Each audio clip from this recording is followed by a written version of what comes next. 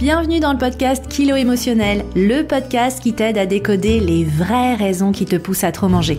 Je suis Johanna Verdi, coach de vie, auteure du guide Mon cahier Kilo Émotionnel, créatrice du programme Déjeuner en paix et moi-même ancienne mangeuse compulsive. Si la nourriture te rend dingue, si tu te jettes sur la bouffe à la moindre contrariété, si tu rêves de perdre du poids mais que tu es incapable de tenir un régime plus de 2 jours ou 2 heures consécutives, tu es au bon endroit. Avec ce podcast, je vais te montrer comment sortir de l'obsession alimentaire et faire la paix avec ton assiette et ta balance pour que tu puisses enfin consacrer ton énergie à ce qui compte vraiment.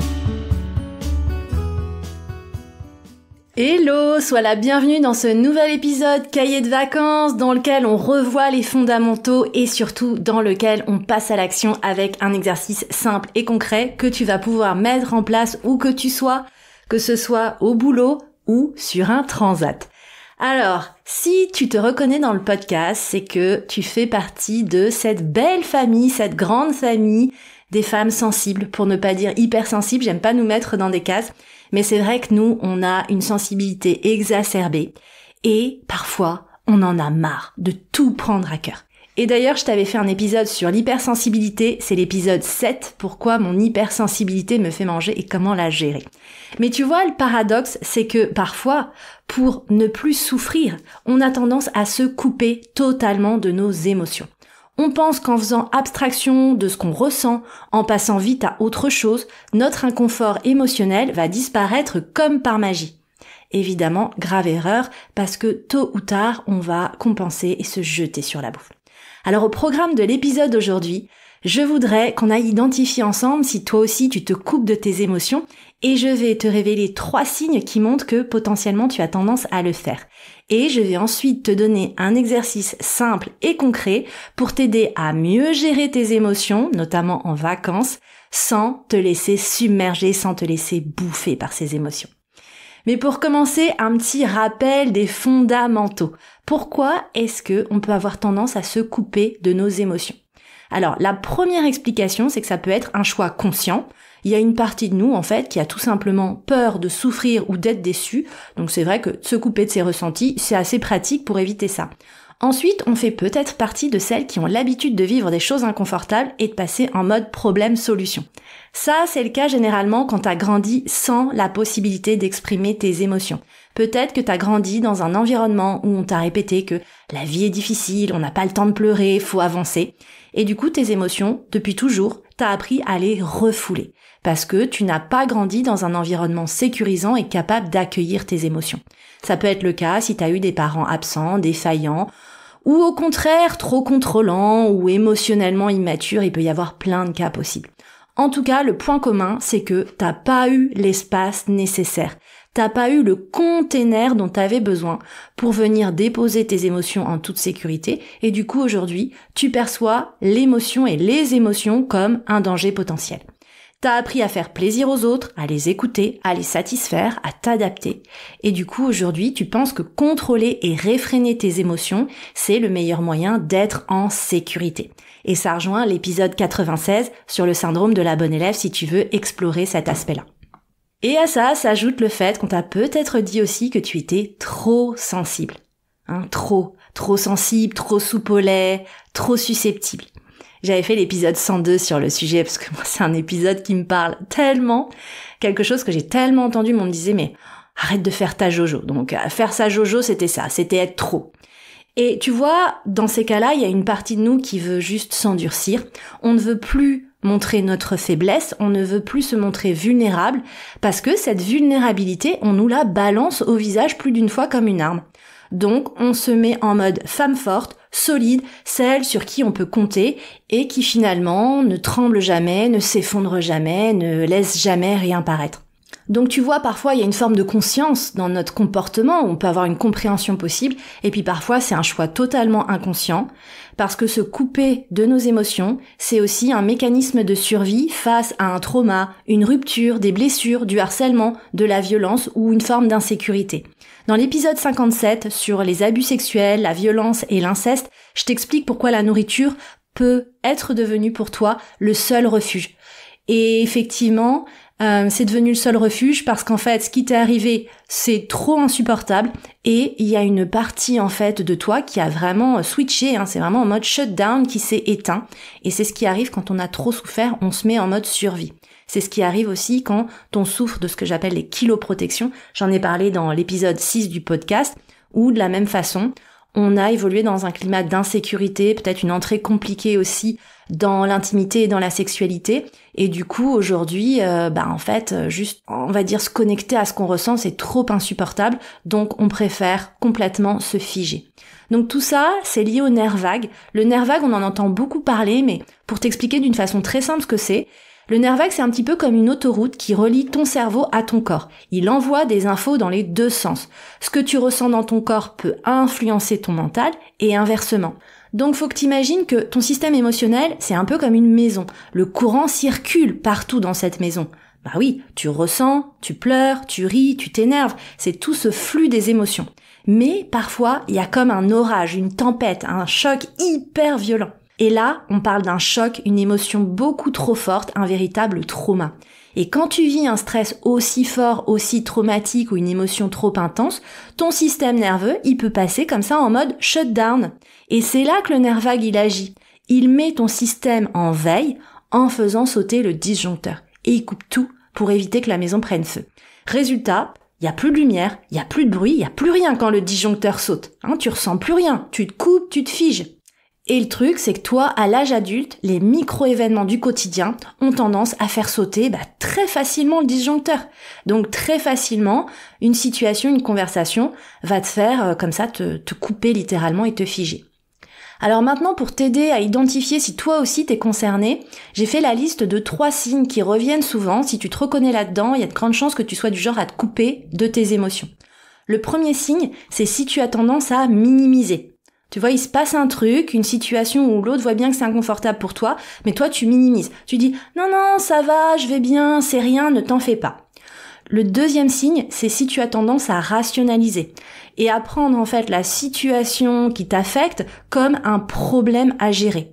Et du coup, tu te mets en mode résolution de problème et tu te concentres uniquement sur le fait de trouver des solutions à ce problème-là. Et le troisième signe, c'est le repli sur soi. Le repli sur soi, ça va se manifester par des petites phrases du type « ça va, je gère, je me débrouille toute seule ».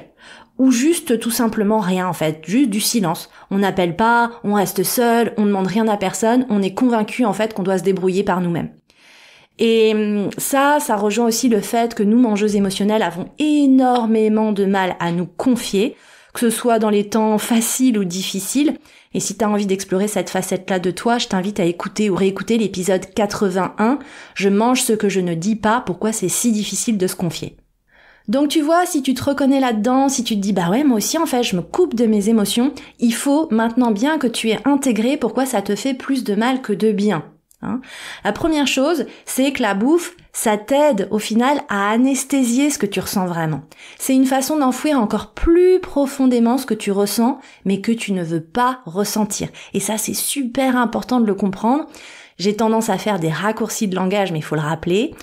Tu ne manges pas tes émotions, mais tu manges pour éviter de ressentir tes émotions. Et tôt ou tard, finalement, tes émotions te rattrapent, tes émotions veulent s'exprimer. Ça passe du coup par des compulsions alimentaires pour essayer de vraiment, refouler tout ça. Mais évidemment, le prix à payer, c'est que quand les compulsions s'accumulent, il y a une prise de poids derrière. Et ça aussi, ça te rattrape et ça te hurle au visage qu'il y a quand même quelque chose qui va pas. Bon, même si ça n'a rien à voir avec ton poids. Mais tu vois, ça reste un signal d'alarme. Et puis, la deuxième chose, c'est que j'ai envie de te dire, l'anesthésie, elle a ses limites. Moi, au mois de mai, je me suis fait opérer de la main et ça a été un bon reminder. Effectivement, quand on m'a anesthésié la main et donc carrément tout l'avant-bras, je ressentais plus rien. Effectivement, j'avais pas de douleur, ils m'ont littéralement ouvert le doigt en 2 morceaux, j'ai rien senti. Et quand t'es sous anesthésie, t'es en paix, t'as l'impression que t'es tranquille. Mais les limites, c'est que mon bras, il avait perdu toutes les subtilités. Bah oui, il avait perdu aussi le toucher, le plaisir d'une caresse. Et nous, c'est pareil, en nous fermant à nos émotions inconfortables, on se ferme à toutes les émotions, au partage, au plaisir. Et tu vois, s'anesthésier, ça t'empêche d'accéder au plaisir, et ce plaisir, tu vas le chercher dans la bouffe. La deuxième limite de l'anesthésie, c'est qu'elle te prive du signal d'alarme censé te protéger. Tu vois, moi, avec mon histoire de bras anesthésié, si on me l'avait approché du feu au moment où il était tout endormi, j'aurais rien senti et je l'aurais pas retiré. Donc je me serais brûlée gravement. C'est ça qu'il faut que tu retiennes. Te couper de tes émotions, ça t'empêche aussi de t'éloigner des dangers, des situations ou des relations qui te font souffrir, parce que tu n'es plus capable de sentir le danger. Et donc tu bouffes pour compenser. Et puis la troisième limite de l'anesthésie, en vrai, c'est que tu peux pas rester anesthésié indéfiniment. Au final, tôt ou tard, ce que tu ressens, ça se réveille. C'est exactement comme quand tu te mets en mode avion. En vrai, les messages continuent d'arriver et quand tu rallumes ton téléphone, tu vois peut-être 5, 10, 15 messages en attente. Donc moi, je peux t'assurer que quand l'effet de mon anesthésie du bras s'est dissipé, purée, j'ai douillé. Ça m'a coûté une nuit blanche, vraiment une nuit sans sommeil. Les douleurs étaient tellement fortes que je suis restée scotchée à une série sur Netflix pour essayer justement un petit peu de m'anesthésier le cerveau. Et puis j'ai eu derrière 3 semaines très dures où j'ai dû compenser avec des antidouleurs. Et toi aujourd'hui, si tu manges pour t'anesthésier, il te faudra toujours plus de bouffe. Parce que moi, dans mon cas, que je le veuille ou non, on m'avait charcuté le doigt et mon corps, lui, il l'avait bien compris. Et quand il s'est réveillé, il me l'a bien rappelé. Et toi, c'est pareil avec les émotions. Que tu le veuilles ou pas, les émotions, c'est emotion en anglais, une énergie en mouvement. C'est un messager et ton corps reçoit le signal qu'il se passe quelque chose et qu'il faut réagir. Mais toi, tu restes figé. Donc, si t'es pas capable à un moment de faire le boulot, de processer les émotions ou de prendre les actions nécessaires que ces émotions t'invitent à prendre, en fait, ça te rattrape. Et là, récemment, dans la dernière session de Déjeuner en paix, j'ai eu 2 partages, je change les prénoms très très forts, de Sophie qui est dans sa trentaine et Christine dans sa soixantaine, et toutes les deux ont vécu dans l'enfance de l'inceste et des attouchements, et derrière, ça a généré une amnésie traumatique. C'est tellement dur à accepter pour le cerveau qu'il y a tout qui se fige, et donc tu oublies littéralement les événements. Et ces amnésies traumatiques, dans les 2 cas, elles se sont réveillées quand elles ont eu 30 ans. Et derrière, dans les 2 cas, il y a eu une prise de poids très importante. Et ça peut se manifester autrement. Moi, dans ma trentaine, j'ai fait une sorte de dépression, je m'en rends compte aujourd'hui avec le recul. Mais tu vois, à un moment, c'est comme si tu encaisses, tu stockes, mais comme on dit, il y a la goutte d'eau qui fait déborder le vase, et à un moment, t'atteins ton trop-plein. Tu vois? Et donc c'est là que se joue l'impact sur le comportement alimentaire et les variations de poids. Et tu vois, on a tendance derrière à se concentrer sur la perte de poids, les régimes, etc. Alors que, tu l'as compris maintenant, finalement, ça n'a rien à voir avec l'alimentation. C'est un problème qui n'est pas alimentaire, mais qui est bien émotionnel. Et je tiens à te partager un parallèle que je fais souvent. En fait, quand on se coupe de nos émotions, c'est un petit peu comme si on enfilait une armure. Parce qu'on se dit, dans mon armure, rien ne pourra me toucher et rien ne pourra me traverser. La réalité, on s'en rend pas compte, c'est que notre armure, elle est hyper poreuse, mais que dans un sens. C'est-à-dire que tout ce qui rentre, tout ce qui est mauvais, malheureusement, ça reste à l'intérieur. Et à l'intérieur, finalement, nous, on a un cœur éponge. Donc oui, ça prend beaucoup de place à l'intérieur, mais ça peut plus ressortir. Et c'est là que ça devient vraiment problématique, parce que c'est toi qui souffres toute seule à l'intérieur de toi-même. Donc une fois qu'on a compris ça, comment on passe à l'action? Comment est-ce qu'on arrive à se reconnecter à nos émotions sans se laisser submerger? Alors moi, je vais te proposer un exercice très simple, un exercice d'introspection qui passe par une seule question. Cette question, c'est qu'est-ce que je fuis vraiment? Autrement dit, on pourrait dire qu'est-ce que je ne veux pas ressentir? Dès que tu ressens comme ça un vide, une envie de manger sans faim, une tension intérieure, pose-toi la question. Qu'est-ce que je cherche à ne pas ressentir là, maintenant? Et ensuite, tu vas creuser en te demandant plusieurs fois de suite pourquoi je ne veux pas ressentir ça. Et tu vas recommencer minimum 3 à 5 fois. Je vais te donner un exemple concret. Imagine, t'es en vacances, il est 17h. T'es sur ton transat tranquille. Ton mec est parti faire du vélo. Les enfants jouent plus loin. T'as pas faim. Mais tu ouvres le placard de la location et tu prends un paquet de biscuits. Alors là, tu respires et tu te poses la question. Qu'est-ce que je cherche à ne pas ressentir là, maintenant? Réponse. Une espèce de vide, d'ennui. J'ai tout pour être bien, mais je ressens un manque. Pourquoi est-ce que je ne veux pas ressentir ce vide et cet ennui et ce manque ? Parce que j'ai l'impression que ces vacances ne me font rien, que je devrais me sentir vivante, légère, et je ne ressens rien de tout ça. Pourquoi je ne veux pas ressentir que mes vacances ne me font rien ? Parce que ça me fait culpabiliser. Je me dis, t'as enfin du temps pour toi et tu ne sais pas en profiter, qu'est-ce qui ne va pas chez toi ? Pourquoi je ne veux pas ressentir que quelque chose ne va pas chez moi ? Parce que ça me replonge dans cette sensation quand j'étais petite, quand je faisais tout pour que ma mère soit fière de moi, mais qu'elle ne disait rien, aucune réaction, et je me sentais transparente. Je me disais que quelque chose n'allait pas chez moi, que je n'avais pas ce qu'il fallait pour être digne d'être aimée par ma mère. Pourquoi tu ne veux pas replonger dans cette sensation ? Parce que c'est un souvenir trop douloureux, ça fait trop mal. Parce que j'ai construit toute ma vie pour ne plus jamais me sentir comme cette petite fille qu'on ne voyait pas. Et là, sur cette terrasse, c'est elle qui revient. Et là, j'ai juste envie de descendre un paquet de gâteaux pour poser un couvercle sur tout ça. Et tu vois, dans cette situation, t'es venu te couper de tes émotions de façon discrète. Il n'y a pas besoin que ce soit violent et spectaculaire. Mais le fait est que tu n'arrives pas à ressentir ce que tu devrais ressentir, la détente, la joie, la légèreté des vacances, parce que tu essayes désespérément d'anesthésier ce que tu ne veux pas ressentir. Le vide émotionnel, la douleur de ne pas avoir été aimé, reconnu et valorisé durant l'enfance. Conclusion, ce n'est pas ton addiction à la bouffe et au sucre qui s'exprime, c'est ton enfant intérieur qui hurle et qui hurle encore et que personne n'entend. Et il est temps de lui offrir ce dont il a besoin, l'attention et l'écoute. Et t'as pas à guérir ton enfant intérieur, une simple curiosité bienveillante suffit. Si tu veux aller plus loin, je t'invite à explorer l'épisode 97 qui t'explique comment développer plus de résilience émotionnelle.